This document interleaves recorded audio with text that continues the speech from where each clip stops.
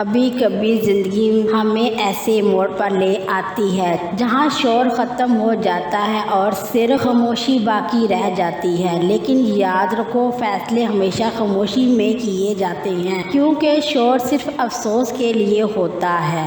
یہ کہانی ہے سعد کی، لیکن عام سا نوجوان جو زندگی کو بس ویسے ہی گزار رہا تھا جیسے سب گزارتے ہیں، لیکن اندر ہی اندر وہ الجھا ہوا تھا۔ ہر صبح وہ آئینے میں خود کو دیکھتا اور بس اتنا کہتا، یہ دن بھی گزر جائے گا۔ لیکن ایک دن کچھ بدل گیا۔ سعد کو ایک تحریر ملی کسی بے نام لکھنے والے کی، ہر ایک صبح اپنے آپ کو بہتر بنانے کا نیا موقع ہے، اور زندگی کی خوبصورتی چھوٹی چھوٹی خوشیوں میں چھپی ہے۔ یہ جملہ سیدھا دل میں اتر گیا۔ سعد نے سوچا، جو درد سہنے کے بعد بھی مسکراتا ہے وہی اصل میں جینا جانتا ہے، اور جو کچھ کھو جاتا ہے وہ اکثر ہمیں کچھ نہ کچھ سکھا دیتا ہے۔ اس لمحے سعد نے فیصلہ کیا، اب وہ صرف جینا نہیں چاہتا، وہ محسوس کرنا چاہتا ہے۔ اس نے محبت کو سمجھا۔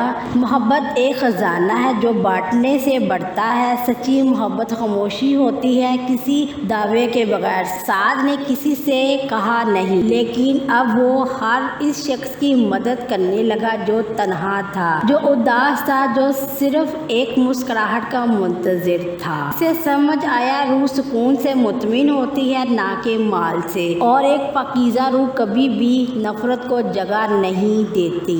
دن گزرتے گئے، لیکن اب سعد تنہا نہیں تھا، اسے تنہائی سے دوستی ہو گئی تھی، کیونکہ وہ جان چکا تھا روح کا سفر ہمیشہ اندر سے شروع ہوتا ہے۔ اس نے رشتوں کو انا سے پاک کرنا سیکھا۔ رشتہ تب مضبوط ہوتا ہے جب وہ خاموشی میں بولے، اور جس رشتے میں احساس ہو وہ لفظوں کا محتاج نہیں ہوتا۔